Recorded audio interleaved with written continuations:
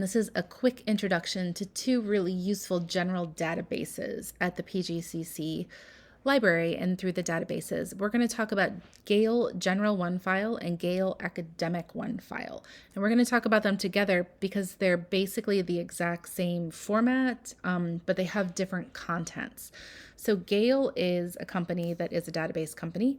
It's part of a larger conglomerate, and they have some different database tools. Gale General Onefile and Gale Academic Onefile are very, very useful to get started because they have some powerful browsing options for students. So they're related, as you can tell, to the opposing viewpoints in context database. It's the same kind of layout, but this has even a little bit more information. So as you can see, there's a lot of different ways to search. You can just simply put your search into the search bar, and when you do that, it'll bring up a list of related searches, and if one of those is closer to what you're interested in, it can be very helpful.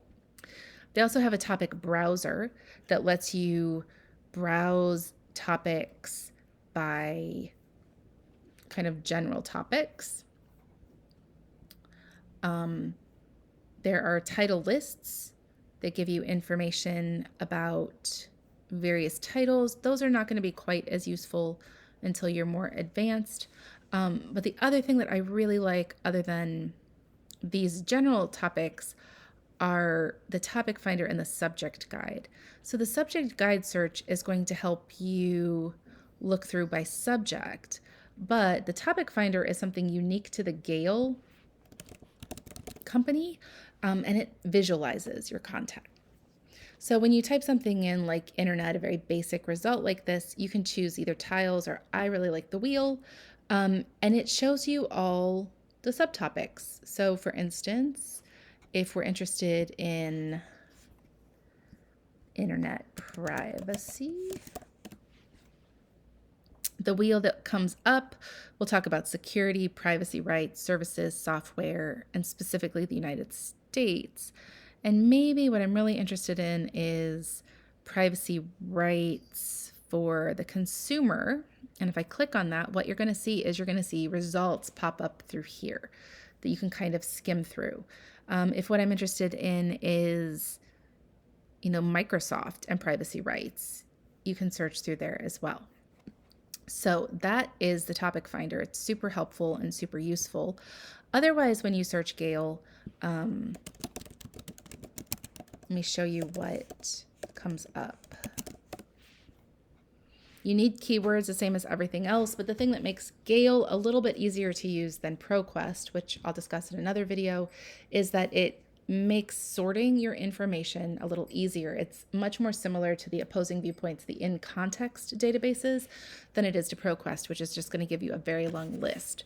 So here you can see you can scroll through magazines, journals, books, news. It gives you that option for sorting things right off at the top of the page.